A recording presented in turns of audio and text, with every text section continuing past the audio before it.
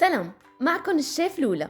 الفيديو لليوم عن سر سلق المعكرونة الناجحة. المعكرونة أو سباجيتي من الأطباق التي لا يمكن الاستغناء عنها في المطبخ، إذ تعد من المواد الغذائية الأساسية لدى الكثير من الشعوب.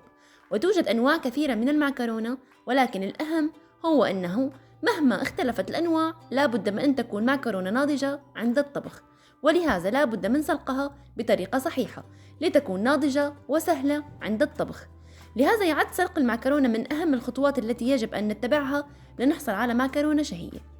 طريقة سلق المعكرونة: يوضع قدر من الماء على نار عالية حتى يغلي، مع مراعاة عدم وضع المعكرونة والماء البارد قبل الغليان في نفس الوقت.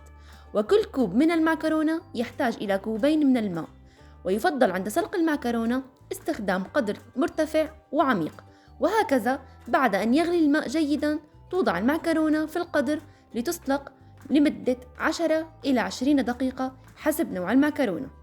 عند سلق المعكرونة لا بد من إضافة كمية من الملح، أي ملعقة صغيرة لكل كوبين من المعكرونة، وإذا كانت ستحضر مع الزبدة تضاف ملعقتان من الملح.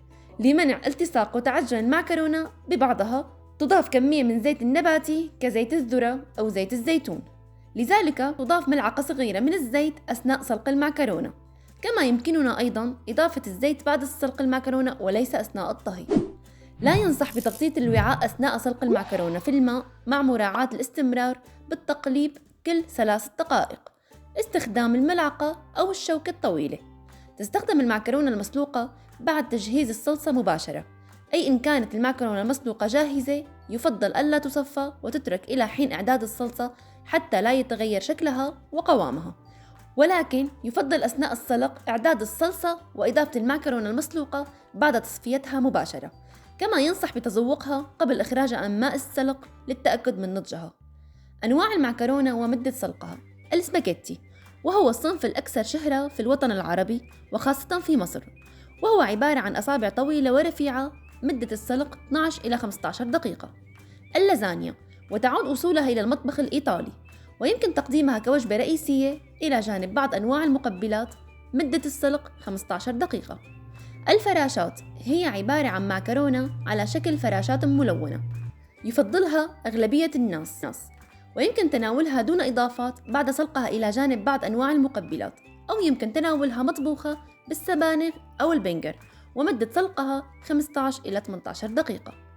القوقعة يمكن تحضيرها مع التونة أو الجبن أو الصلصة الحمراء، وهي تعتبر طبقاً خفيفاً جانبياً يمكن تقديمه على وجبة العشاء، مدة السلق 13 إلى 15 دقيقة. معكرونة رافيولي، وهي ذات شكل مربع يتم حشوها بعدة حشوات مختلفة، وتقدم مع الصلصة البيضاء أو الحمراء، ويمكن تقديمها كطبق رئيسي أو جانبي، مدة السلق 12 دقيقة. الحلزوني يمكن تقديمها مع الجبنة الصفراء أو التونة أو اللحم، فهي وجبة رائعة وخفيفة، مدة السلق 13 إلى 15 دقيقة. ولهون بكون وصلت معكم لنهاية الفيديو. أعطوني رأيكم بتعليق، ولا تنسوا الاشتراك بالقناة وتفعلوا جرس الإشعارات ليصلكم كل جديد. وهلأ بقلكم سلام.